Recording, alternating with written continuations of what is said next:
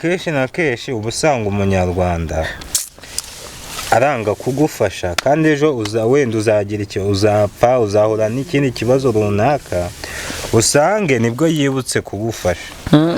Ari cyo murambwira abanyarwanda ngo kuri njyewe nyine ku ruhare rwanjye njye numva ko ikintu utamfashije nkenye urumva ikintu utamfasha ntafite ubushobozi na kubona wenda hari ubushobozi nagize uvuga ngo kugira mufashe nuko mbona afite icyo aheraho ntago ntegereza ko ibintu batazadufasha nyine. Ariko nk'urugero nk'abo wenda bavuga ngo ndahamagara wenda ngiye ku ruhande rwanjye nk'abakinnyi nk'abangahe dukinana mwana ariko ryari je mba ndeba sibyo urumva. Noneho nawe wenda bakwihereko makeya nawe wiyumvire. Hari ndahamagara nanjye ngo ndahamagara hari je mba ndeba ngende kumuhamagara ngiye kumushyira speaker umubaze nk'ibibazo nka bibiri.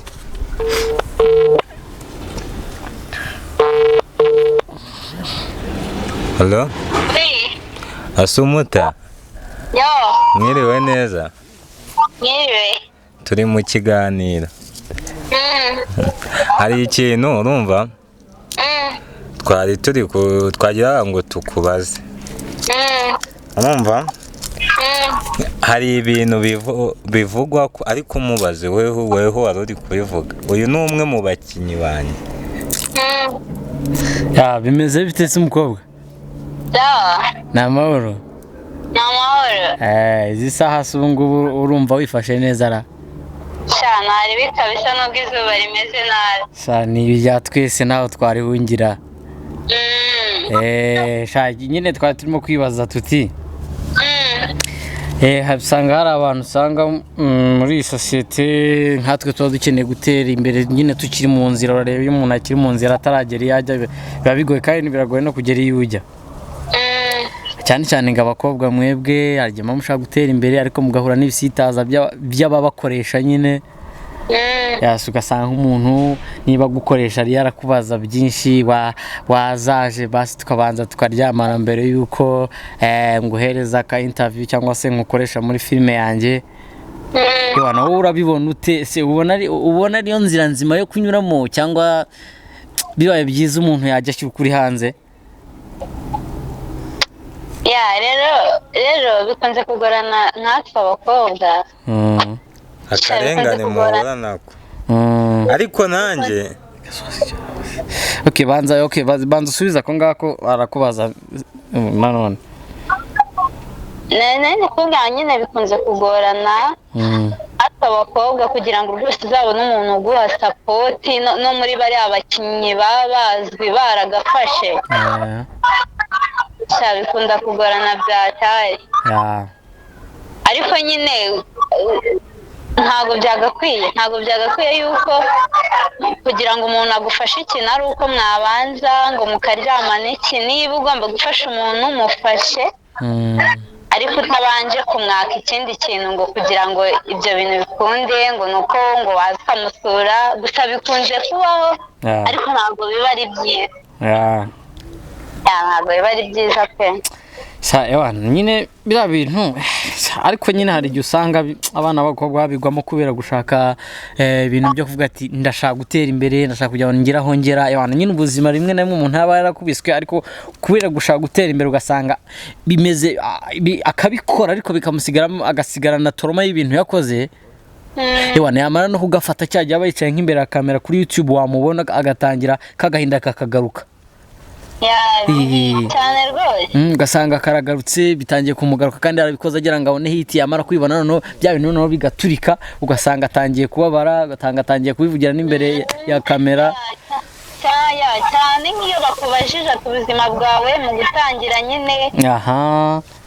Iyo bakubajije ngo mu gutangira watangiye gute wenda bakubwira ati wenda ugire inama abana b'abakobwa bashaka kwitinyuka watekereza wowe inzira byaciyemo kumva agahinda nyine karafishe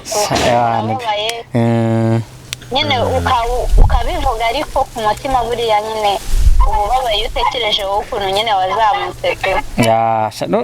None ubona buriya abakobwa n'iki bakora kugira ngo bareke gusuzugurwa bene ako kageni?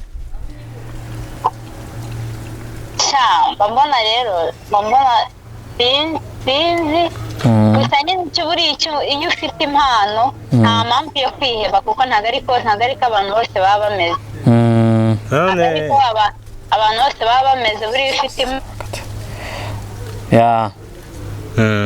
okay. Akaba avuyeho ariko nibyo byavugaga nibyo nta kwiheba rero mwamwumvishe oya nta kwiheba nkuko nabivuze iyo ufite impano sibyo hari igihe kiba kitaragera buriya Imana ngo hari ukuntu ikinga irembo rimwe we nukagira ngo yakinze buriya ikinga irembo rimwe akinguye irindi rero ikizima no kwizera Imana ukayizera ukavuga uti impano byanze bikunze ebana nzafightinga ngereyo ukihangana cyane nk'abasore twe tuba dufite ibibazo mande hari igihe usanga nta n'amafaranga hari sibyo mande bari abantu bari hejuru bari hayi ntabwo bivuze ko baturusha nko gukina cyangwa se baturusha ibintu nyine biri fresh bimeze neza actinga nyine ukabona ntibakurusha tu umuntu agakora ikintu ariko kubera ko amafaranga ahari rukumva agakora ikintu kigakundwa kuko afite amafaranga ni bya bintu byavuga ko nta mukire ubyina nabi buri umukire yabyina ikinimba bashyizemo ngo atira umukomera amashyi uko afite amafaranga yiwe amashi ibintu byose urabikora uvuze ngo kuba bakandamizwa n'ubukene none se mani urumva agiyeyo naza sibyo nkakureba uri boss sibyo then wenda tuvuge uri umuntu ufite channel yawe urahembwa ufite aba followers ibihumbi tuvuge nk'ijana barareba ibikorwa byawe bandagaca reka mamagare Gasuku mutagira ngo akaratukana yewe we tukanaga reka mamagare Gasuku urumva kanda akanyenyeri Halo mwiriwe ni Gasuku yego ni Nzabiri nanjye ndi umukomedi ariko hari nkaba ugitangira ndi umuntu ugitangira ntaho ndaje ariko nyine nagira ngo mbasaba ubufasha wenda bw'ikiganiro cyangwa se support wama uzaza ubaye hani Kanombe uze kuzana ukazaho dukora ariko uzugura umuriro uze kuzana ukazaho dukora ariko ugura umuriro ngura umuriro mukorera he Nyamirambo kubana kajya kuri bobo gatangirira sawa nta kibazo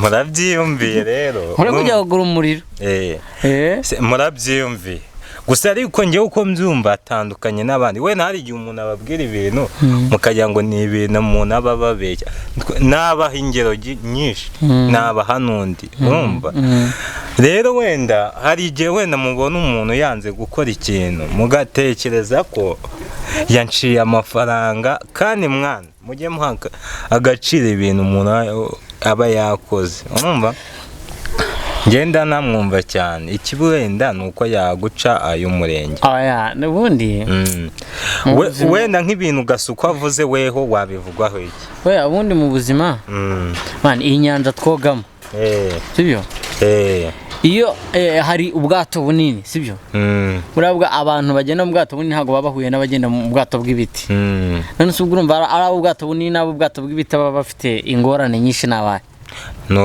birumvikana n'ubw'ibiti bivuze ngo ubw'ibiti warohama sibyo rero muri isi tuba twogamo bisaba gufashanya ma brother sibyo ugafasha umuntu nawe akagufasha nkuko avuze ati umuntu yagura umuriro birumvikana sibyo wagura umuriro kuriya ko kugura umuriro kuri wowe urabyumva ariko ni bisanzwe buriya none se singa bya bindi bambwiraga by'abayobozi ujya kwaka ka service bagatabavuga bwati gura ikaramu nese ububona ibi bintu byacika gute ntabwo byacika ubundi ni ngombwa sibyo kuri nigiye mu kabari bura nta gufata icupa ngo rimwe nurangiza utahira ubu ubona bikenewe se ibi byo kwaka oya nibyo rega aba yarakubiswe nawe yaba yarabanje guca aho ubundi uwo muriro yaka iyo atangiye ntibawumwake nawe ntabwo yazawukwaka ariko buriya nawe mu itangiriro rye wasanga baramwatse uwo muriro ubwo bivuze gutyo rero ngo bibaye bimeze gutyo na ruswa y'igitsina ushatse kuvuga ko yabikenewe ntabwo ari ukuvuga ngo yabikenewe ahubwo idakeneye ugomba gukinirwa kuko ni ibintu bisanzwe, ni ibintu byahozeho, ni ibintu bigenda bihererekanwa, ntabwo ari ibintu bivuga ko ari ibintu tuvuge ngo bije vuba kuva hasi kugera hejuru.